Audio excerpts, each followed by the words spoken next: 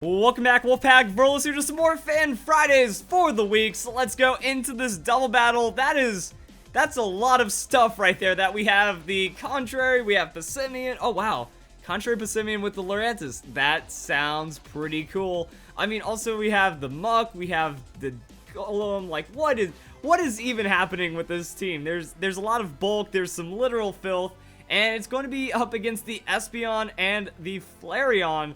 So my thought is just like, you Galvanize, yeah, Muck's gonna protect, and then you have Galvanize Explosion on the Golem, but I don't really know what that's going to do for the Muck, because it's just a Muck. It's not like an Electric type, so it's not like you can Galvanize Explosion and then do some crazy stuff. So that's gonna be Explosion from that, and then Muck's going to protect itself, and then we're going to see some big damage. Espeon, Flareon getting one shot, so that's the 2-for-1 right there, and then Muck is going to grab the Power of Alchemy for that Galvanize.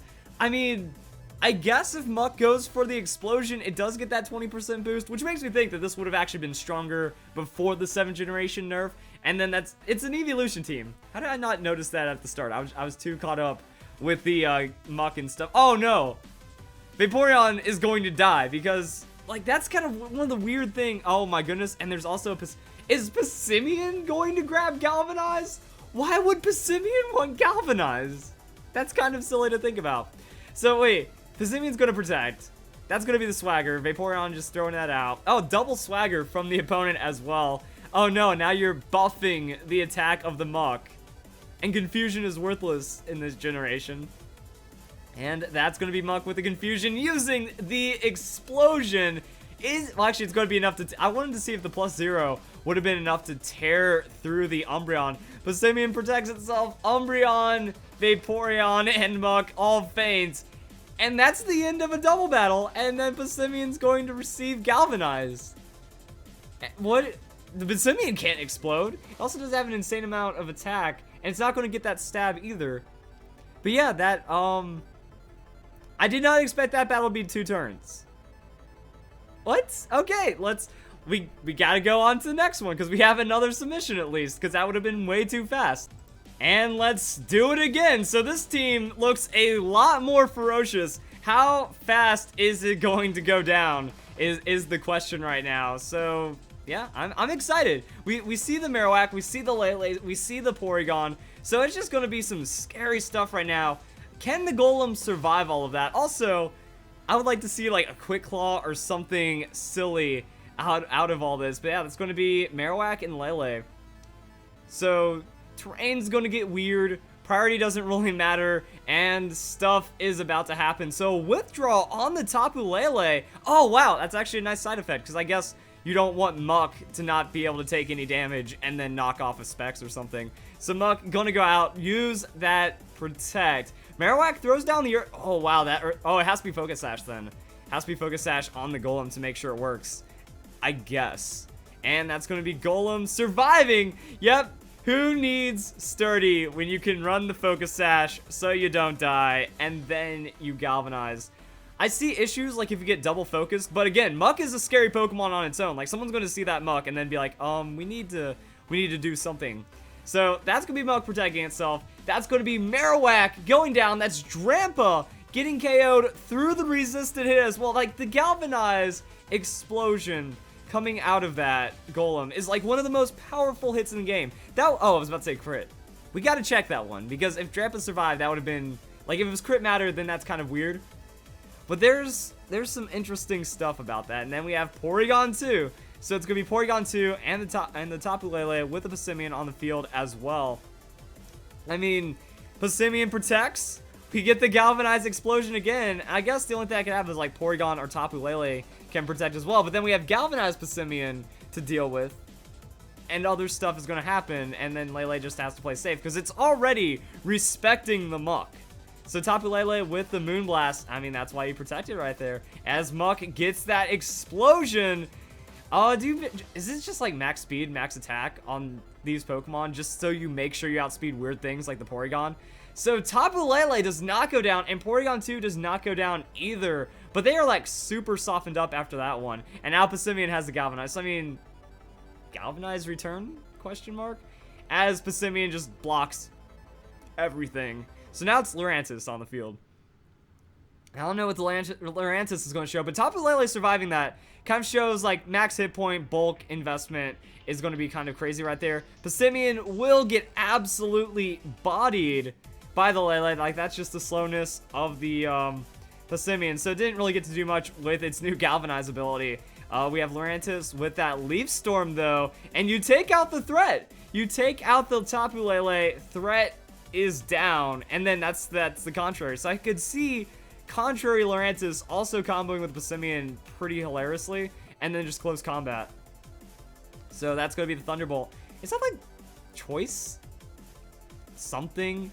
I don't know. Like, is there a chance that that's actually a Specs Porygon too? But after that, you know, contrary at that +2, now at that +4, Porygon is going down next turn, and it looks like it doesn't have the KO potential onto the Lurantis. Okay, so that was really interesting right there. And then we see a Citrus Berry, I guess. Just some kind of built-in little bit of extra sustain. That way you survive for that extra Leaf Storm, and then you KO all the opponents. So, not quite what I expected right there. Because, yeah, when you think like Galvanized Golem, everything dies, Mad Explosion, stuff like that. But I was worried. I was worried about how much damage we're going to get out of the Alolan Muck. And it was a good amount, but it wasn't as much as I thought. However, the only thing I can do this is the Alolan Muck. But we think about it, other Pokemon that get like the Self-Destruct or the Explosion that are normal type Pokemon, they get Stab. Muck is just getting 20% more damage on an Explosion, split damage. And I thought it would threaten a Porygon a little more or do something a little more to the Tapu Lele. So I'm going to go and run some damage calculations just to see where this team performs. So I love the idea of the Golem, and then Muck just grabs it as well.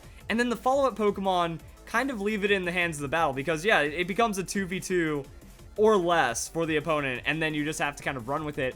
Unfortunately, if Passimian was a faster Pokemon, like if it was an Infernape level of speed, then we'd have some hilarity to ensue, but it's questionable. So let's go and run some damage calculation. Welcome back, Wolfpack. Verlis here, and this is how to use Alolan Golem. So I know, like, it's kind of weird. So mini how to use right now, because I am going to be doing the Alolan Golem guide really soon, since I am finishing up on the Alolan Pokemon. But I just would like go and check what we were getting ourselves into, so it can help us figure out what to do when we actually get to the Alolan Golem guide. Because Galvanize Explosion, one of the best things out there, and one of like the most unstoppable gimmicks. So yeah, Tapu Lele dies to that, just straight up. What happens to the Porygon?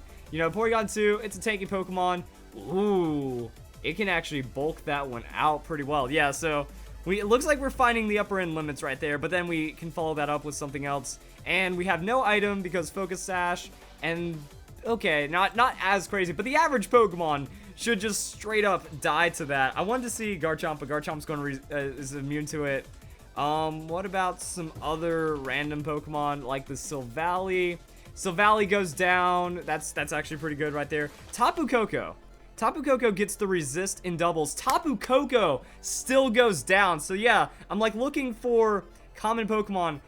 Using the Galvanize Explosion against Marowak though, because mostly, I just realized on that battle, it should have like Lightning Rod and not have to worry about it as much.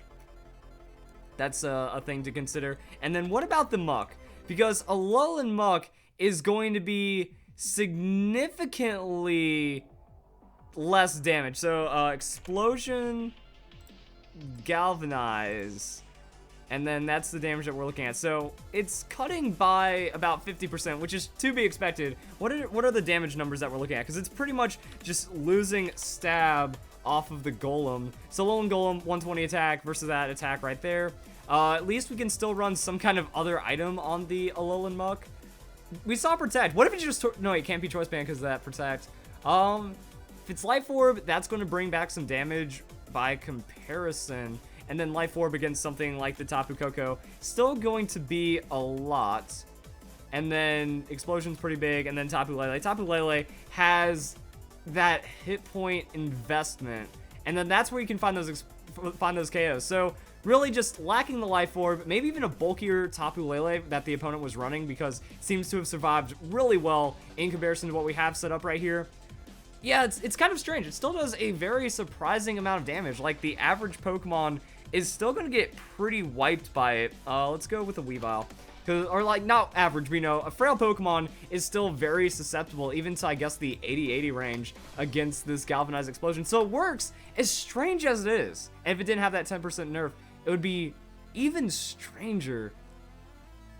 Yeah, like, you Power of Alchemy the Galvanize, and then you can do whatever you want with it. And then Muck wins. After that, the Passimian. So I'm wondering what's left for this team.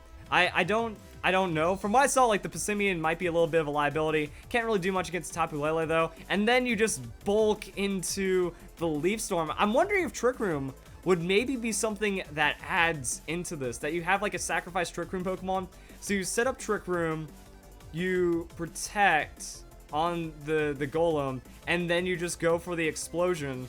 After that, now you have Muck. Well, like, I don't even know what you can do with that, because at some point, Muck has to be on the field to get that Power of Alchemy going in its favor. I don't know, I just feel like there's something wrong with the Passimian, because I'm not a huge fan of it, and then seeing also what we can get into with the Lurantis. But there's stuff. Like, I see a lot of potential right here for what we can get out of these Pokemon. And then, again, you can run it however you want. This guy might be finding a lot of success running Passimian, and we just saw a bad battle with it. The Lurantis, I mean, it survived hits, and then it just ramped up. So we can gain a lot, and if Contrary and Passimian happens, because if something goes wrong with the initial set. So I like it. It's like a really unusual use of that Galvanize. Like, I would have never thought Power of Alchemy, because I'm not getting the Galvanize full boosting stab into it, but still an insanely respectable amount of damage. Muck is just a filthy Pokemon, and then everything else looks pretty solid. So if you guys enjoyed this battle, and we'll see you guys for some more Fan Fridays coming up in a bit.